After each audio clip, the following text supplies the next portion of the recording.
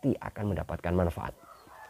Manfaat yang paling besar adalah nantinya secara perlahan-lahan bagi si pemelihara itu akan mendapatkan kedamaian, ketentraman, dan kelembutan hati.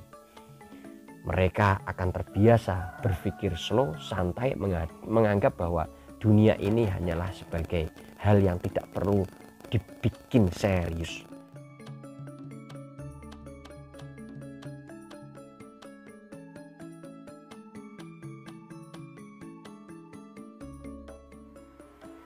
Assalamualaikum warahmatullahi wabarakatuh. Salam rahayu sagung dumadi. Salam lembut selembutnya kelembutan. Semoga dengan hati kita yang lembut memberikan kebahagiaan bagi diri kita dan juga semua orang yang berada di sekeliling kita. Selamat pagi para Ndoro dimanapun Anda berada. Berjumpa kembali bersama kami saluran YouTube Cah Bejo, pemerhati sejarah, budaya, dan adat istiadat Nusantara. Pada kesempatan kali ini kita kembali membahas tentang kebudayaan leluhur kita yang telah diwariskan dari generasi ke generasi, yaitu yang berada di belakang kita, berkaitan dengan alasan-alasan yang mendasar bagi orang-orang terdahulu memelihara burung perkutut. Itu ternyata banyak sekali alasannya.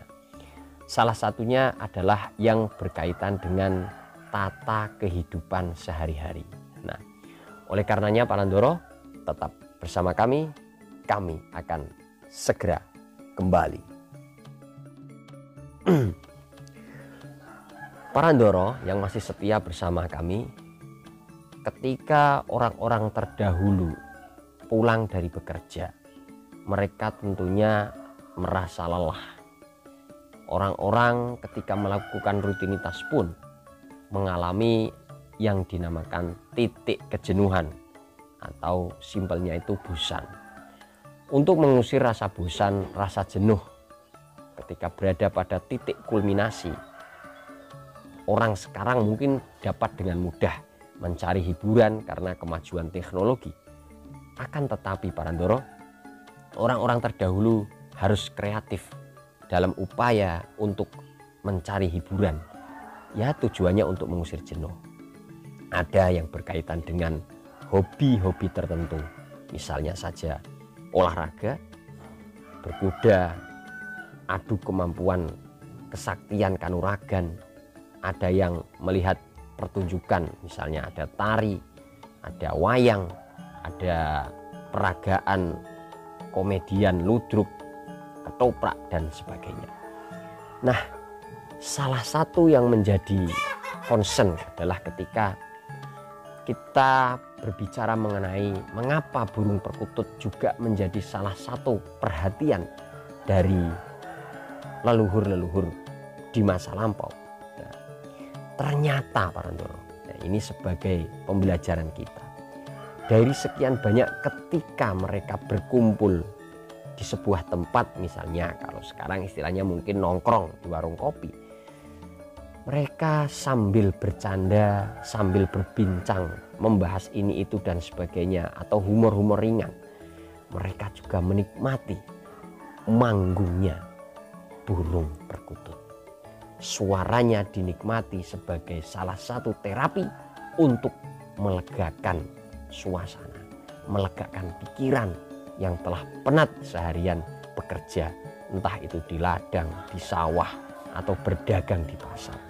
Ketika mereka ingin mencari suasana yang tenang sambil bersantai, mereka sambil mendengarkan manggungnya burung perkutut. Secara lebih jauh kemudian muncul perkembangan pemikiran bahwa burung perkutut juga digunakan sebagai sarana untuk menenteramkan hati, untuk menghaluskan, melembutkan hati. Jiwa yang tadinya keras bisa menjadi luluh ketika mendengarkan manggungnya burung perkutut. Lebih kesana lagi, akhirnya para leluhur kita juga menciptakan sebuah kebudayaan yaitu yang berkaitan dengan filosofi manggungnya burung perkutut. Dan juga filosofi penamaan jenis-jenis burung perkutut yang kemudian hari dikenal dengan istilah katuranggan. Katuranggan pada hewan, ada yang pada perkutut jelas, ada yang pada ayam, ada pada ikan, ada juga pada kuda. Oleh karenanya penyematan katuranggan itu sebenarnya memiliki makna filosofis. Tujuan yang lebih utama adalah bukan hanya sekedar mengenal burung perkutut dari jenis atau hewannya saja, namun melalui penyematan nama katuranggan pada burung perkutut bertujuan untuk memberikan informasi kepada khalayak, kepada masyarakat, kepada orang-orang agar mampu mempelajari makna terdalam dari pemeliharaan burung perkutut pada umumnya dan burung perkutut berkaturanggan pada khususnya. Nah, para ndoro, pada kesempatan kali ini yang akan kita lebih tekankan adalah tentang bagaimana orang-orang terdahulu mengambil intisari pembelajaran dari katuranggan burung perkutut terhadap kelembutan dan kehalusan hati. Oleh karenanya, orang-orang berusaha memelihara dengan tujuan agar hatinya diberikan nuansa-nuansa, kelembutan-kelembutan seperti yang ada pada filosofi burung perkutut.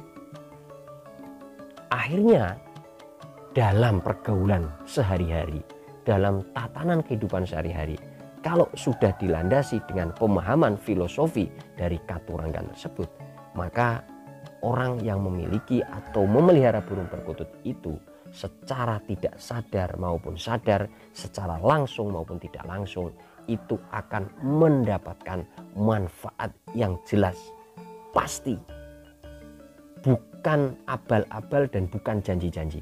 Pokoknya bagi mereka yang memelihara burung perkutut, entah itu tidak berkaturanggan, apalagi yang berkaturanggan, baik itu yang manggung maupun tidak manggung, pasti akan mendapatkan manfaat. Manfaat yang paling besar adalah nantinya secara perlahan-lahan bagi si pemelihara itu akan mendapatkan kedamaian, ketentraman, dan kelembutan hati. Mereka akan terbiasa berpikir slow, santai, menganggap bahwa dunia ini hanyalah sebagai hal yang tidak perlu dibikin serius, dibikin santai saja, karena di dunia ini pun telah diwakilkan oleh burung perkutut sebagai sebuah pembelajaran yang ya lembut-lembut saja, enteng-enteng saja, istilahnya dimanggungin aja. Toh apa yang kita hadapi, apa yang menjadi sesuatu yang terkadang dipikirkan lebih dalam, itu tidak seberat yang seharusnya, karena dengan dimanggungin aja kita mampu berpikir lebih tenang dan lebih lembut, tidak gampang emosi, tidak mudah dendam, tidak gerusa-gerusu. Pokoknya semua dibikin manggung aja, manggungin aja, itu menjadi kunci pokok. Dan katurangganin aja. Soalnya setelah kita tahu manggung itu filosofinya sebagai sebuah ungkapan yang lembut, bukan hanya sekedar omong-omong kata-kata, tentunya kita nanti akan lebih dalam tentang berkaturanggan itu yang seperti apa. Ya, berkaturanggan itu yang lembut, yang soft, yang kalem, yang tidak galak. Pokoknya kalau istilah orang Jawa lebih ditekankan pada yang memiliki burung perkutut nantinya harus mulai belajar yang namanya menata hati, menata kehidupan, dan berperilaku lembah manah. Kalau dalam tokoh pewayangan identik dengan Raden Harjuno atau Raden Permadi atau Pangeran Janaka. Nah, laku yang seperti itu yang sangat-sangat nikmat bisa diterapi melalui kepunyaan atau memelihara burung perkutut. Oleh karenanya Panandoro ditekankan bahwa ketika memiliki burung perkutut apalagi berkaturangan, maka pembelajaran yang terdalam adalah tentang seni menata hati agar lembut, bukan menaruh pertikaian dan dendam. Udah, pokoknya apapun kalau sudah mempunyai burung perkutut, dan jangan cepat bosan, harus kontinuitas dan stagnansinya itu hindari. Pokoknya jangan sampai stuck, terus aja. Ya, yang penting rutinitas, kita kasih makan, pelihara dan sebagainya. Nanti pasti akan mendapatkan sendiri pembelajaran tentang filosofi manggung dan katurangan burung perkutut. Terima kasih Panandoro, semoga diskusi kita di pagi hari ini dapat memberikan manfaat. Mohon maaf apabila dalam penyampaian ada hal-hal yang kurang berkenan. Dari Bumi Muria, Kabupaten Kudus, Cah Bejo pamit undur diri. Salam Rahayu Sagung Dumadi, salam lembut selembutnya kelembutan. Assalamualaikum warahmatullahi wabarakatuh.